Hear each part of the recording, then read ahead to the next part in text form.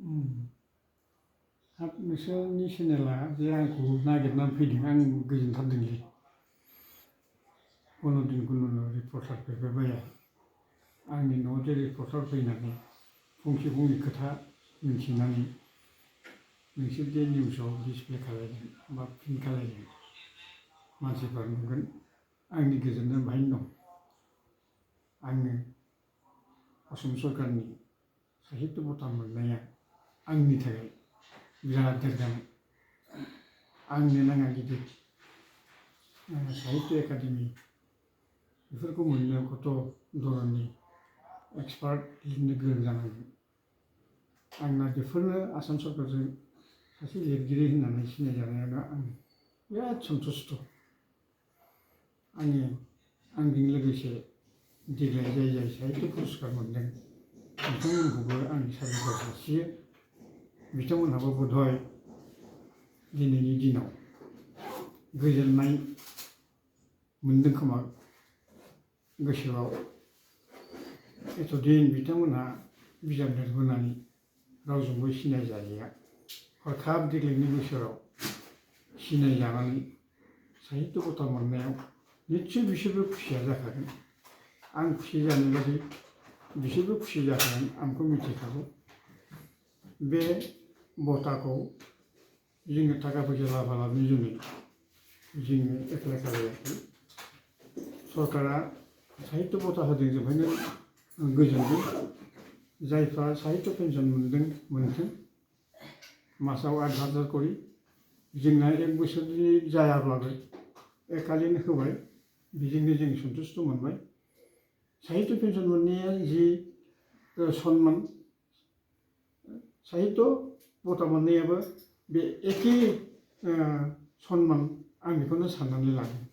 आं बिराद गोजोनदों। खन्थाइ पाब्लिशआ आंना गासै 7खानसो जाबाय। गासै आङो खन्थाइखौनो पाब्लिश खालामनो हाबोदों। आंनि लिरनायाव बहुद लिरनाय दं। आं रायथाइबो लिरो, सल'बो लिरो, खन्थाइबो लिरो। दा आं माखासेखौ आङो सेबखांनो हायाखै, रां रुफानि खोथा आरो जोंनि लेखायाथ' मार्केटआनो गैखाया। नों हाजार रां गारनानै साफाय दिहुनगोन, जोंहा बायनानै फरायग्रा गैया।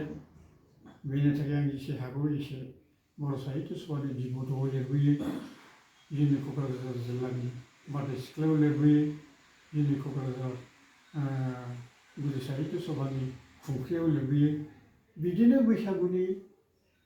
बैसागुआव ओंखारनाय जेन'बा जों जे सुबुंथिनो थान्दै बिनेश्वर ब्रह्मनि सहिनो ओंखारनाय माने जेसेबांनाखि जोंनाव खाथि खालायाव बा जोंनि बड'लेण्ड एरियायाव जायनो बिहरो आङो लिरो।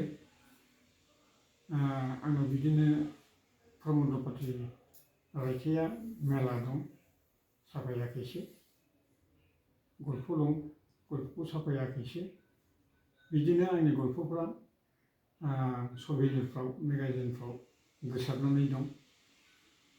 आंनि लिरनायखौ जायफोर फरायदों बिसोर मिथिगोन जे सल'आ जादोंना जायाखै।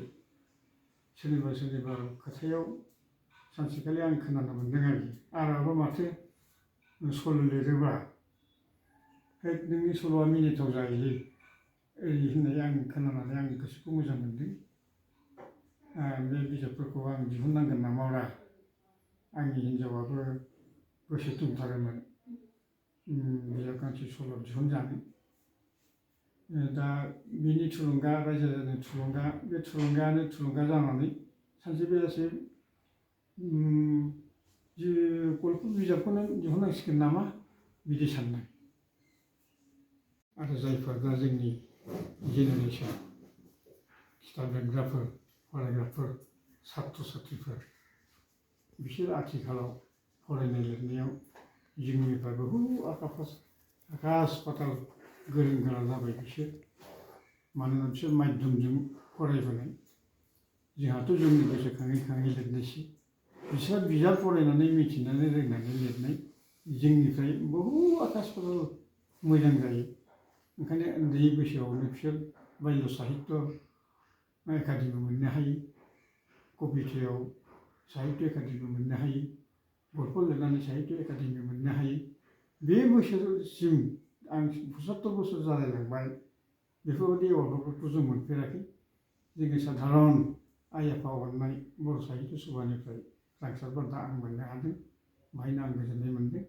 आरो जोंनि क'क्राझार जिल्ला बर' साहित्य सभायाबो आंनो खन्थाइ बिजाबाव बिसम्बिनि सेर सेर बिसम्बि होननाय बिजाबाव दानिराम बसुमतारी खन्थाइगिरि एवार्ड आंनो होदों।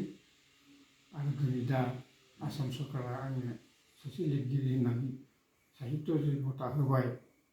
बे बिराद धन्यबाद आं सरकारखौ धन्यबाद जासियो जे बासिख्ल' जि देग्लायनि बोसोराव एतजन मानसिखौथ' साहित्य पेन्सन होबाय, साहित्य एवार्ड होबाय।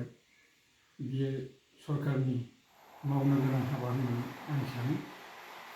बे स्किमा जेब्लायबो थाबाय थाथों, लिरगिरिफोरखौ इन्सपाइरेसन होनाय जाथों। सरकारखौ आं बेखौनो आह्वान खालामो।